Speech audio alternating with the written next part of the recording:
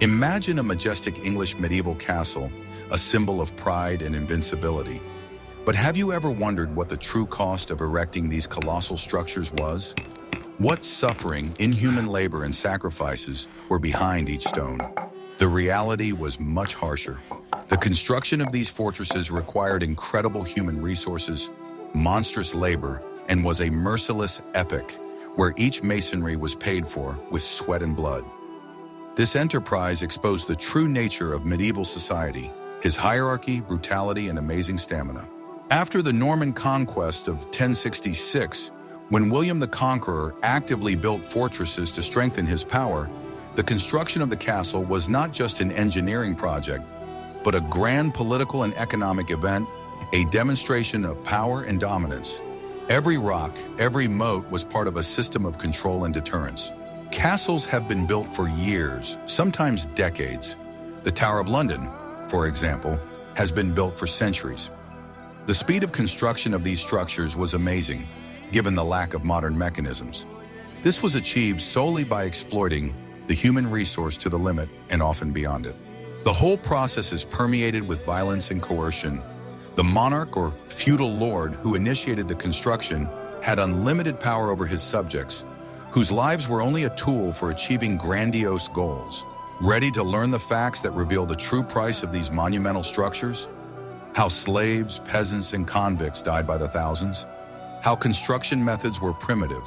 And how even powerful lords faced insurmountable difficulties?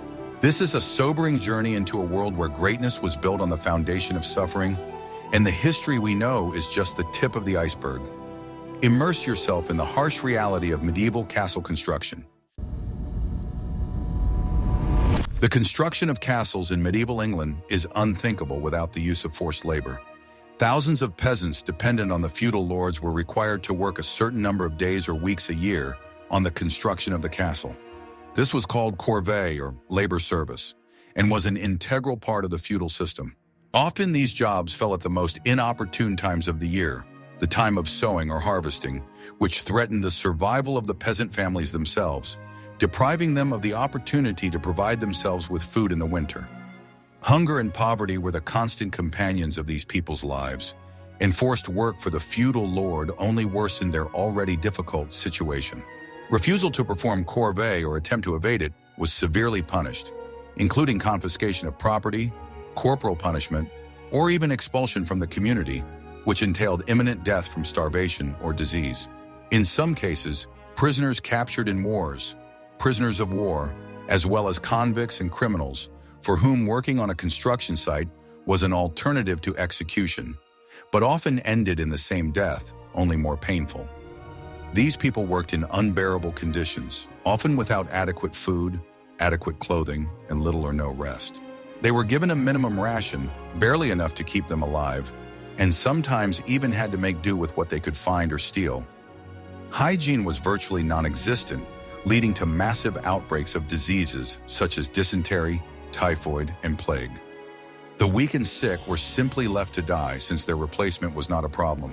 Their labor was virtually servile, for they had no choice but to be rewarded with nothing but the right to live on their master's land, which was already under threat. The workers lived in primitive makeshift camps, in unsanitary conditions that made them vulnerable to disease.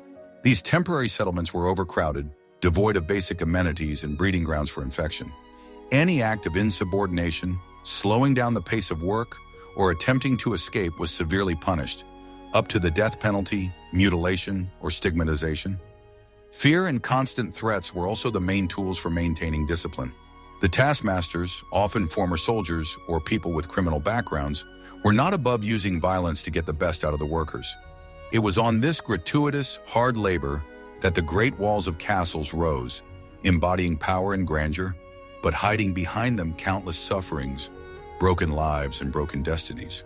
Every stone in these walls is soaked with the sweat and blood of those who mined and laid it.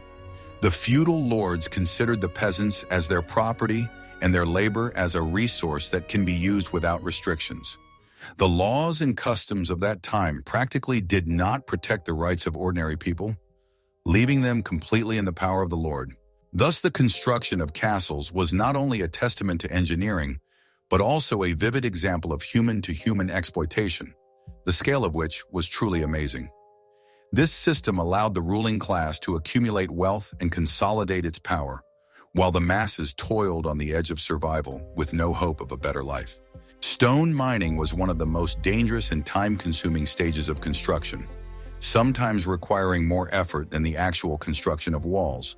The quarries were real death traps, where every day could be the last. The work in the quarries was incredibly hard and monotonous. The stone was extracted by hand using primitive tools, heavy kala, wooden and iron wedges, sledgehammers, crowbars. This work required incredible physical strength and endurance, as well as special skill to correctly determine the direction of the stone split. Workers, often without any protective clothing, shoes or hats, were at constant risk of collapses, especially after rains or during periods of thaw, when the soil softened and the stone became unstable. Falling heavy, sharp-angled rocks from a height was common, resulting in fractures, shattered wounds, and instant death. Serious injuries from improperly used tools, severed fingers, bruises, penetrating wounds were a daily reality. In addition, workers suffered from hypothermia in winter and heat stroke in summer, as they worked outdoors regardless of weather conditions. Dust from the stone, which hung in the air in a thick cloud, penetrated the lungs, causing serious lung diseases such as silicosis, or stone disease, which was incurable and led to a slow and painful death from suffocation.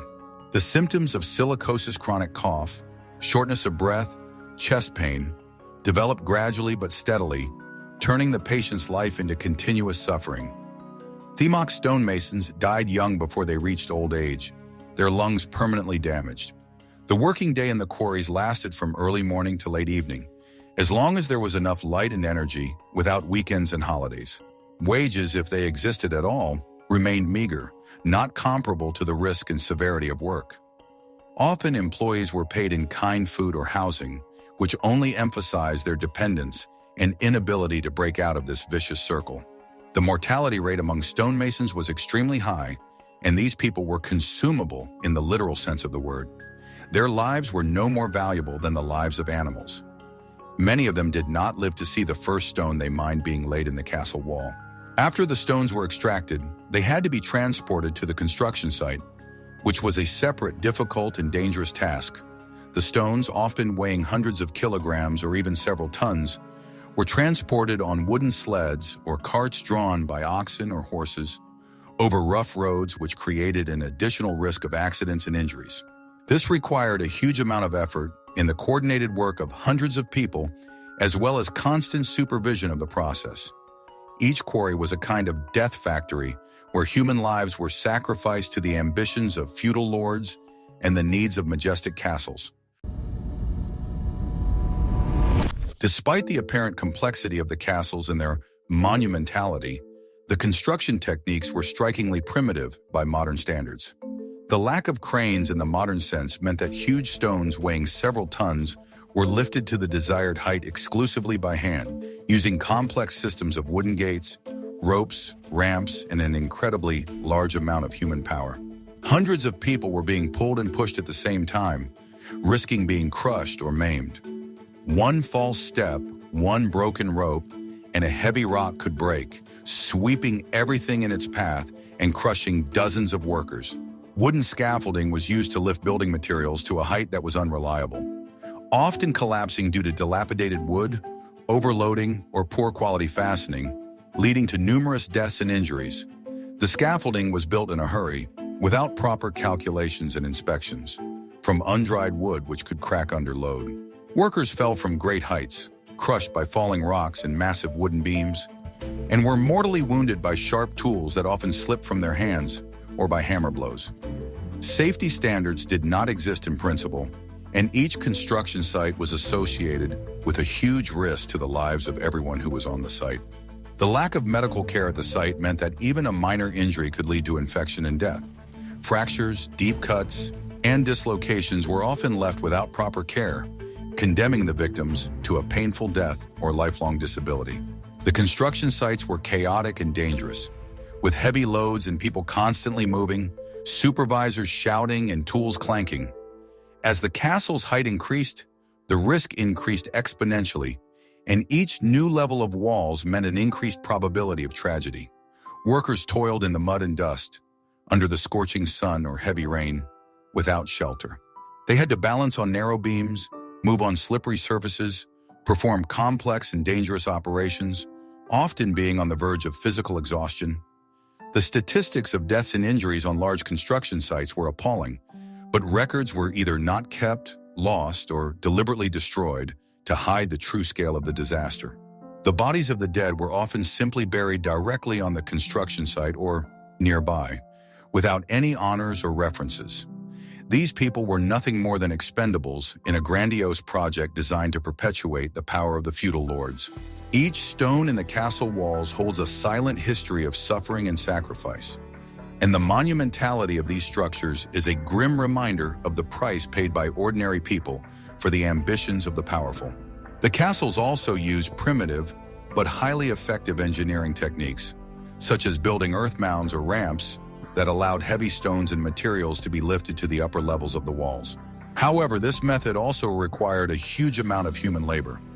Thousands of people had to constantly move and compact the land, creating these temporary structures, which were then dismantled. The construction process was slow and painstaking. The construction of a large castle could take decades or even centuries, and generations of workers passed on their skills and experience from father to son. At the same time, the working methods remained virtually unchanged over the centuries, as the basic principles of construction were determined by the available materials and tools. Architects and master builders, although highly regarded, also risked their lives to control the process of working at height and in dangerous conditions. Their drawings and calculations were often intuitive, based on experience rather than precise mathematical formulas, which sometimes led to errors and collapses. The grandeur of the medieval castles that have survived to this day is a testament not only to the engineering genius in building skills, but also to the unimaginable resilience in suffering of those who built them. These walls are not just stones and mortar. They are steeped in the stories of countless lives given in the name of power and glory. They serve as a grim reminder of the dark side of medieval civilization, where human life was of little value compared to the ambitions and status of the ruling class. When studying these structures, we must remember not only their architectural beauty, but also the tragic price that was paid for their existence. On medieval construction sites, there was no adequate medical care, which made any injury or illness potentially fatal. Any wound, even a small scratch, could be fatal. Bone fractures, deep cuts, open wounds, infections, all of which, in the absence of antiseptics, basic knowledge of hygiene, and antibiotics, often led to gangrene, sepsis, blood poisoning, and amputations of limbs, and often to a painful death. The workers suffered from chronic diseases caused by overwork and inhumane living conditions. Arthritis, rheumatism, herniated discs, stomach ulcers, ruptured internal organs, and other injuries from overexertion.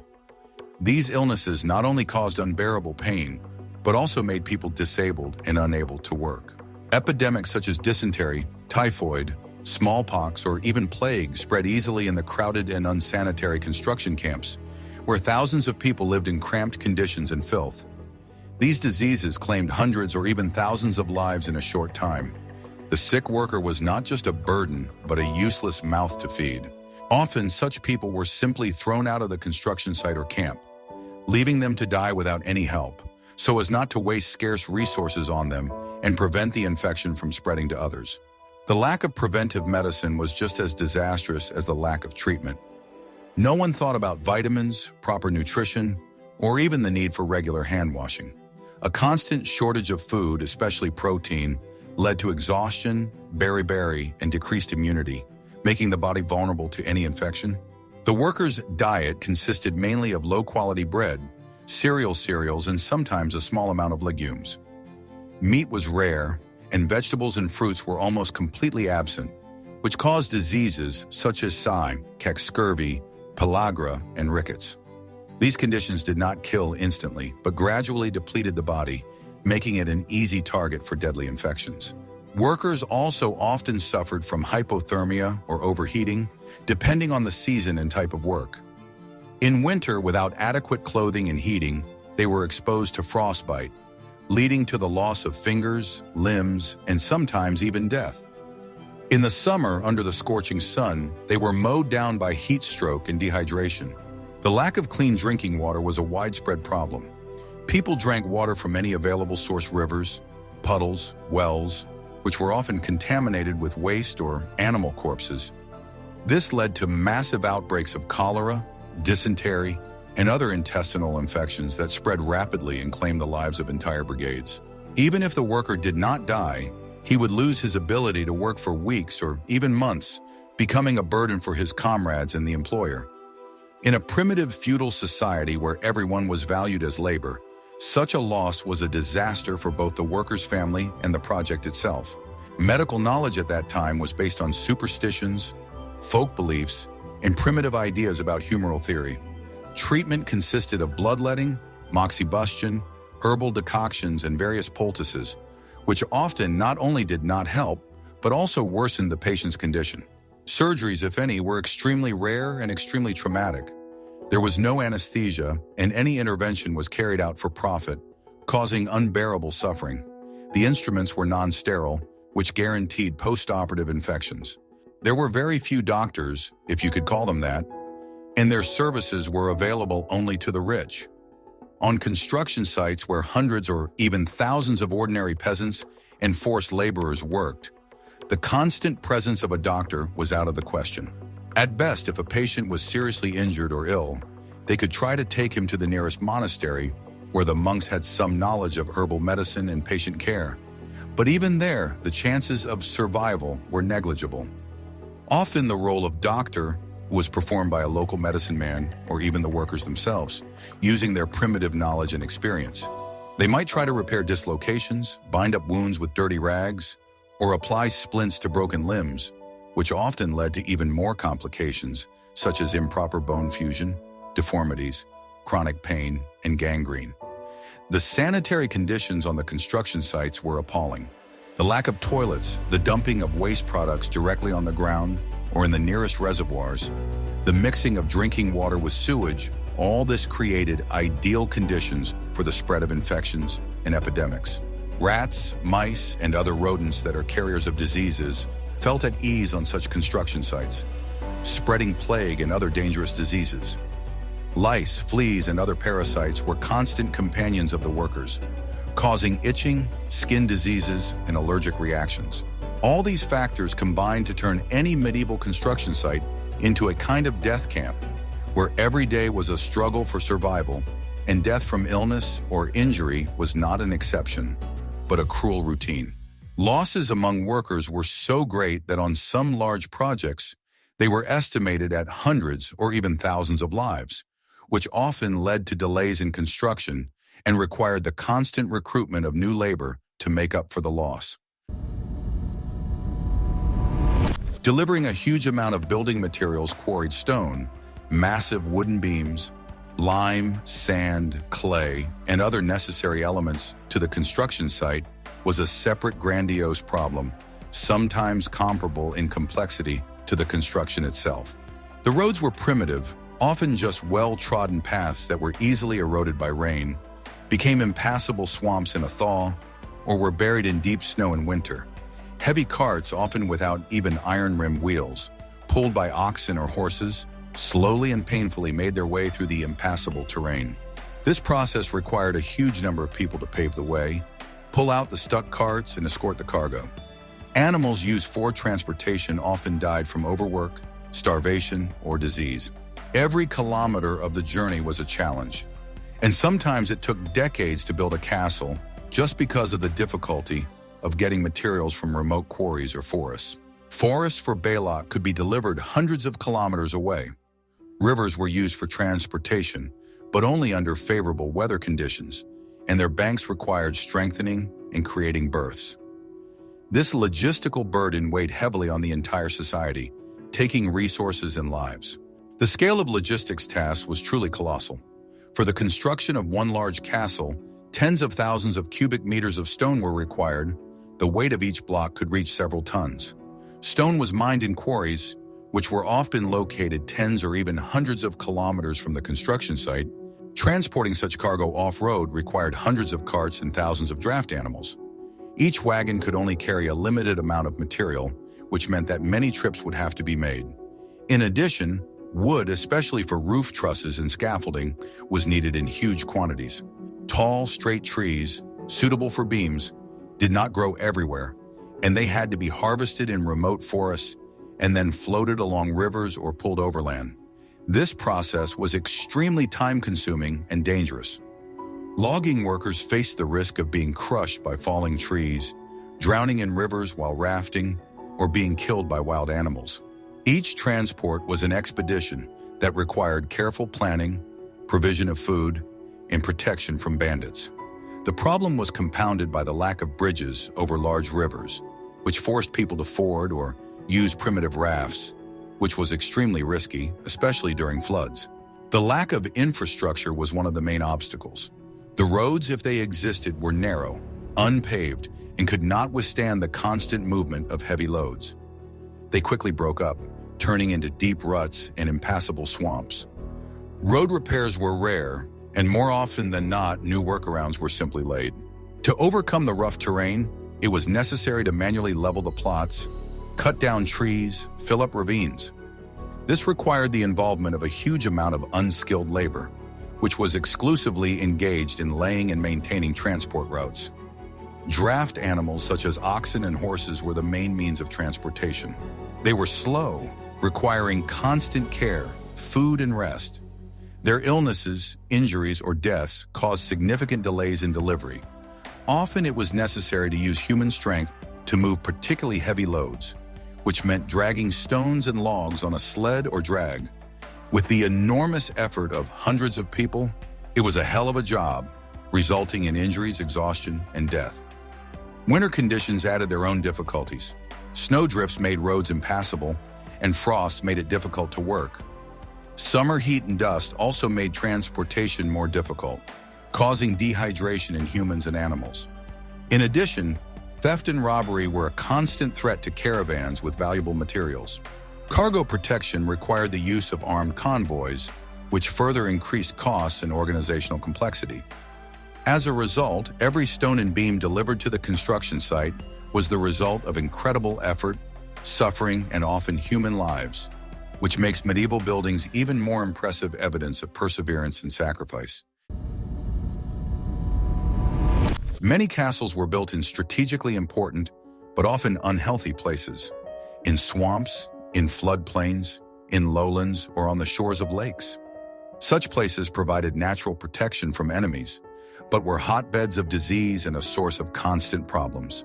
With a harsh climate, stagnant water and dampness contributed to the catastrophic spread of malaria, fever, dysentery, and other diseases carried by swarms of mosquitoes, midges, and other insects. Workers living in primitive camps, consisting of huts or dugouts, were defenseless against these threats. The lack of drainage systems and constant dampness only worsened the situation, making living and working conditions unbearable. Building on swampy ground required a huge amount of effort to create a solid foundation, often by driving piles into the ground, which was incredibly time-consuming and dangerous. Constant exposure to damp led to skin diseases, fungi, frostbite, even in summer due to humidity and cool nights, and exacerbation of rheumatism. The swampy terrain also hindered the delivery of food and clean water, which brought additional difficulties and diseases. The problem of malaria was one of the most acute. This mosquito-borne disease was endemic to many swampy regions of Europe. The workers, weakened by hard work and poor nutrition, easily fell victim to feverish attacks, chills, and extreme weakness that could last for weeks. Malaria didn't always lead to instant death, but it was debilitating, reduced productivity, and made a person vulnerable to other infections. Chronic malaria turned a healthy person into a disabled person. In addition, dysentery and other intestinal infections were widespread due to lack of sanitation and contamination of water sources. In conditions of overcrowding and unsanitary conditions, any outbreak of the disease could cover the entire work camp in a matter of days. Insects, in addition to mosquitoes, were not only carriers of diseases, but also a source of constant discomfort and bites, which could lead to suppuration and secondary infections. Thousands of small bites caused insomnia, irritation, and nervous disorders, reducing the already poor quality of life of workers. Building in swampy conditions required engineering solutions that were extremely difficult for the medieval era. To create a solid foundation, thousands of wooden piles had to be driven into the ground, often to a depth of tens of meters. This job was incredibly time-consuming and dangerous. Workers standing knee-deep or even waist-deep in water and mud used primitive tools and mechanisms, such as copra driven by hand or with the help of draft animals, to drive piles into the viscous soil. Constant contact with cold water led to hypothermia, arthritis, rheumatism, and skin diseases. There was a high probability of drowning or being dragged into the swampy mud. The drainage problem was vital. Construction workers had to dig complex systems of channels and ditches to divert water away from the construction site and residential areas. However, without modern pumps and equipment, these operations were extremely slow and not always efficient, resulting in constant dampness and flooding. The psychological impact of constant dampness, cold, insects, and disease was also enormous.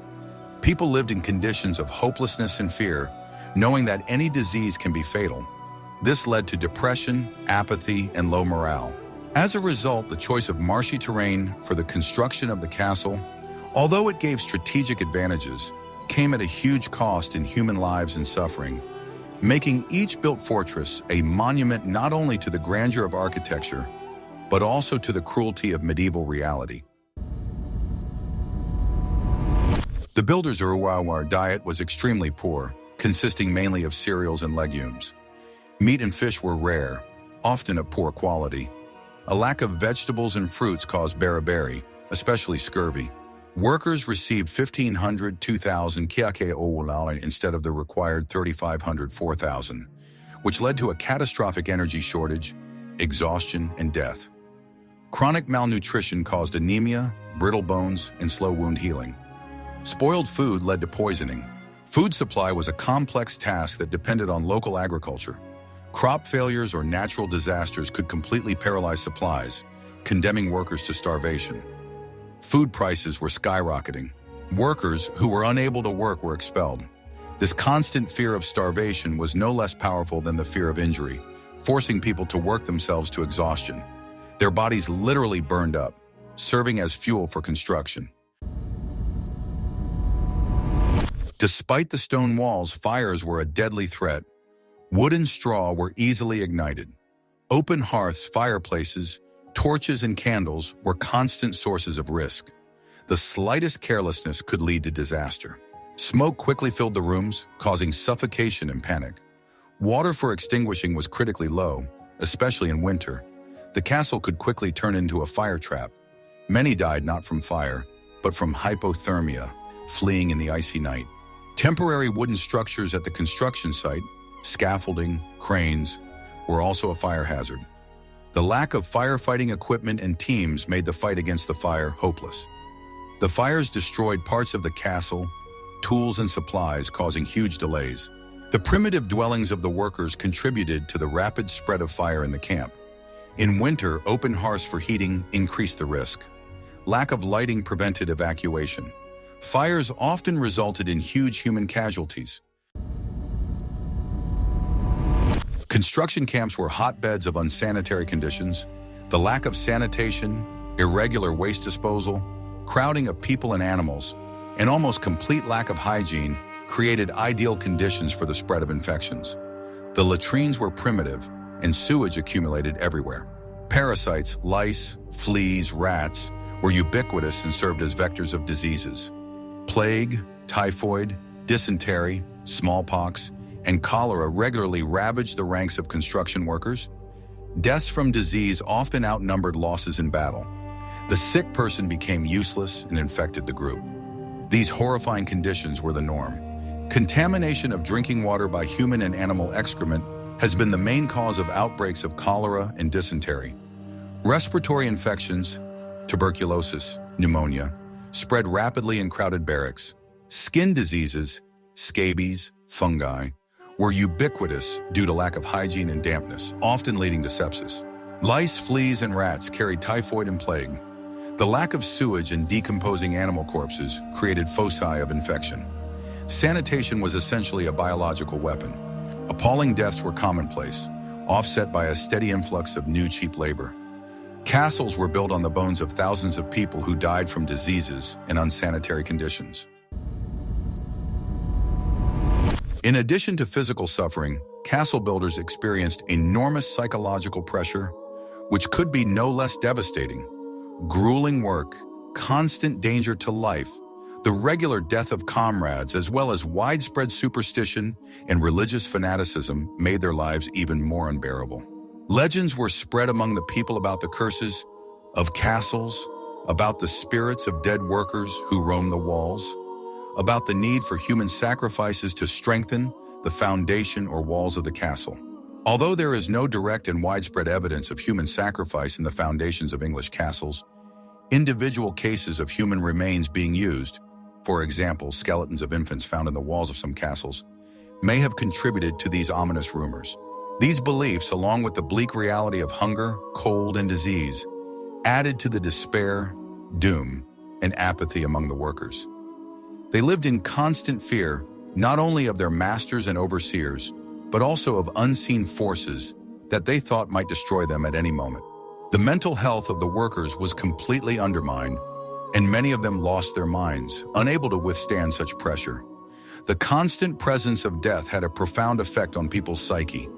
Daily accidents, the death of comrades, mass diseases and famine, all this created an atmosphere of hopelessness and fatalism. Workers lived in constant expectation of their turn to die, which deprived them of the will to resist and faith in the future. Superstition played a huge role in the worldview of medieval man. Any unexplained death, unusual event, or accident could be interpreted as a curse, omen, or act of evil spirits. This increased fear and paranoia. Common legends about people, children, or animals walled up in the walls who were supposed to protect the castle from destruction could be perceived as a very real threat. These rumors might have added to the sense of doom and that their lives were worthless. Religious fanaticism was also a double-edged sword. On the one hand, the belief in an afterlife could provide comfort and hope for a better existence after death, helping to survive unbearable suffering. On the other hand, it could be used for submission and manipulation. Priests could preach that suffering on earth is the atonement for sins and the way to salvation of the soul, thereby justifying hard work and injustice. This could create a sense of hopelessness and resignation, depriving people of the desire to fight for their rights or improve their conditions. Lack of leisure and entertainment, as well as constant physical and emotional stress, left no room for rest and recovery of mental strength. People lived under constant stress, which led to nervous breakdowns, depression, aggression, and suicide. Many workers became apathetic and indifferent to everything. People who lost their minds were a common sight on such construction sites. They were either driven out or died of starvation and exhaustion.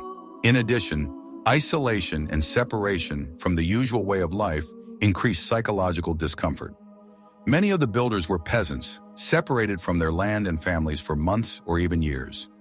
Working in alien, often hostile environments and lacking the usual social connections and support increased feelings of abandonment and loneliness.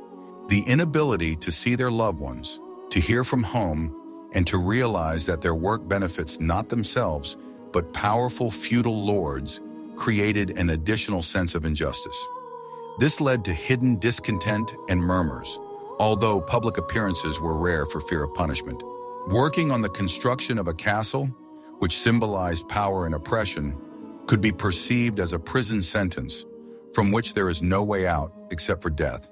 Thus, medieval castles were not only the result of incredible physical labor, but also evidence of the enormous psychological suffering and spiritual oppression that their builders experienced, leaving invisible traces of their grief and despair on the walls of these monumental structures. The construction of great English castles in the Middle Ages was a truly monumental achievement of engineering and organizational ability, but the cost of this greatness was incalculable human suffering. Behind every majestic tower, behind every mighty wall, lies the story of countless lives lost to the ambition of lords and kings. This was an era when human life was valued very low, and its loss was considered an inevitable byproduct of progress and the desire for power. Modern visitors to castles often see only a romantic halo, forgetting about the millions of kyle blows, torn backs, mangled bodies and souls, hunger and disease that were part of the daily life of the builders. The brutal truth about medieval construction is a powerful reminder of how humanity overcame unimaginable difficulties and at what cost great achievements were achieved that we now so easily take for granted. These castles are not only monuments of architecture and military engineering, but also silent witnesses of that harsh and merciless era where survival was a miracle and death was commonplace. The realization of this truth allows us to take a fresh look at these stone giants, understand their true history, and appreciate their greatness from a different, deeper perspective. If you are interested in learning this difficult truth about medieval castles, be sure to subscribe to our channel so that you don't miss other exciting stories from the past.